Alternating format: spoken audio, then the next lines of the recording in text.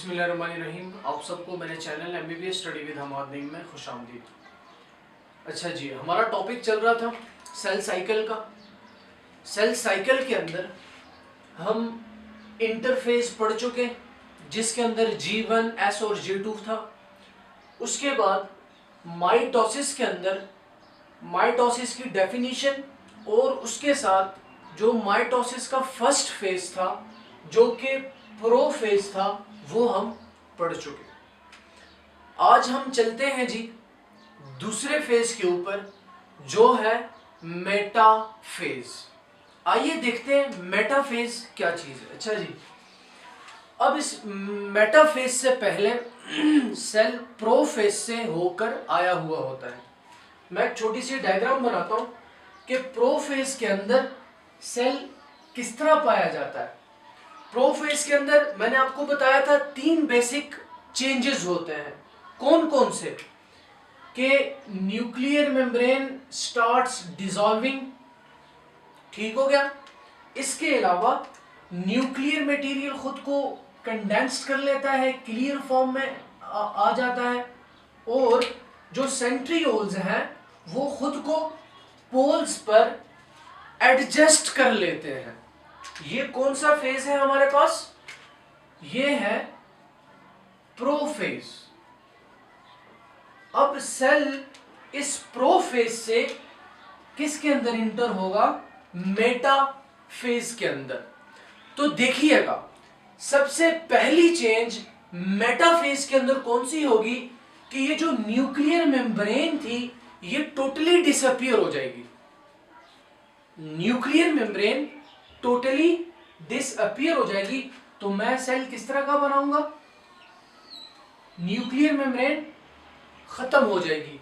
तो ये पहला बेसिक चेंज मेटाफेज के अंदर कौन सा है कि the nuclear membrane disappears totally. अब देखिएगा दूसरा चेंज इसके अंदर क्या आता है कि द माइटोटिक स्पिंडल्स और माइक्रोट्यूब्यूल्स दोनों एक चीजें हैं और फॉर्म एंड स्टार्ट एक्सटेंडिंग। इसका क्या मतलब हुआ? सेंट्रियोल्स अपनी जगह पर, इससे जो ये माइटोटिक स्पिंडल्स हैं, माइटोटिक स्पिंडल्स या माइक्रोट्यूब्यूल्स, ये अराइज होना शुरू हो जाएगी। इसके साथ साथ फिर और चेंज क्या आएगा? वो जो क्रोमोसोमल स्ट्रक्चर प्रोफेज के अंदर उसने खुद को एक विजिबल फॉर्म में, एक अच्छी फॉर्म में उसने खुद को अरेंज कर लिया था, क्योंकि प्रोफेज से पहले वो लूज क्रोमेटिन मटेरियल था जो एस फेज से होके आया था, लूज क्रोमेटिन मटेरियल था। प्रोफेज के अंदर उसने खुद को डबल स्ट्रैंडेड स्ट्रक्चर में कन्वर्ट किया था और एक विजिबल फॉर्म में खुद को वो लेके आया था। लेकिन यहां देखिए, यहां विजिबल फॉर्म में खुद को लेके आया था प्रोफेज के अंदर। लेकिन मेटाफेज के अंदर ये क्रोमोसोमल स्ट्रक्चर खुद को अरेंज कर देता है इक्वाटोरियल प्लेन के अंदर। तो ये खुद को कहां अरेंज करेगा? इस जगह पर। ठीक हो गया? खुद को इक्वाटोरियल प्लेन के अंदर खुद को ये अरेंज कर लेगा। कितनी चेंजेस हमने पढ़ी? न्यूक्लियर मेम्ब्रेन डिसअपीयर हो गई, माइक्रोट्यूब्यूल्स या माइटोटिक स्पिंडल्स अराइज हुए। फिर तीसरी चेंज, यही क्रोमोसोम इक्वाटोरियल प्लेन के अंदर अरेंज हो गए।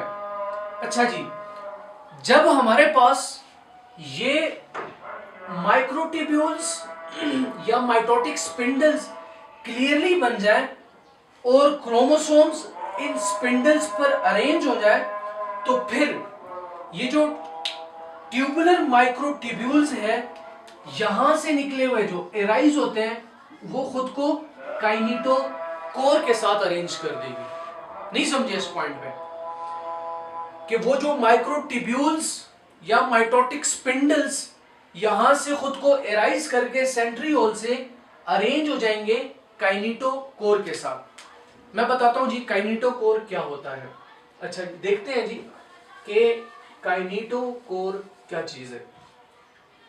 अच्छा मेटाफेज तो ये तो हो पा रहा है, ठीक है। काइनेटोकोर, देखिए जी ये हमारे पास हमारा अपना क्या है जी, डबल स्ट्रैंडेड क्रोमोसोम, ठीक है। ये क्या है जी,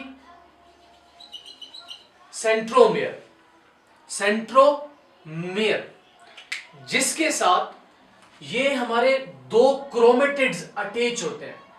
इससे पहले जी एस फेज के अंदर हमारे पास सिर्फ ये एक क्रोमेटिड पाया जाता है, एक क्रोमेटिड पाया जाता है। तो एस फेज के अंदर ये डीएनए खुद को डुप्लीकेट कर लेता है और ये डबल स्ट्रैंडेड स्ट्रक्चर में खुद को जब अरेंज कर लेता है तो ये दोनों क्रोमेटिड अटैच्ड है दूसरे के साथ with the help of centromere. अच्छा, अब यही माइक्रोट्यूब्यूल्स यहां आकर इस काइनेटोकोर के साथ अटैच हो जाते हैं। इस एरिया को काइनेटोकोर कहते हैं, ये वाली जगह काइनेटोकोर। अच्छा, अब हम बताते हैं जी सेंट्रोमियर और काइनेटोकोर में क्या फर्क है। सेंट्रोमियर याद रखिएगा कि दो क्रोमेटिड्स को आपस में अटैच रखता है और काइनेटोकोर वो वाला एरिया है, वो वाला पोर्शन है जहां से ये जो स्पिंडल फाइबर्स है ये अटैच होते हैं क्रोमेटिड्स के साथ। ये स्पिंडल फाइबर समझिएगा, ये वाली, ठीक है। यहां से ये इन क्रोमेटिड्स के साथ अटैच होता है with the help of kinetochore. ये हमारे पास काइनेटोकोर है। तो ये हमारे पास फेज था जी मेटाफेज, जिसके अंदर न्यूक्लियर मेम्ब्रेन टोटली डिसअपियर हो जाती है और सेंट्रियोल्स से माइक्रोट्यूब्यूल्स या माइटोटिक स्पिंडल्स एराइज हो जाते हैं और इसके साथ साथ जो क्रोमोसोम है वो खुद को इक्वाटोरियल प्लेन में अरेंज कर लेता है। तो ये है मेटाफेज। अब सेल जो है वो मेटाफेज से मूव ऑन करेगा एनाफेज के अंदर।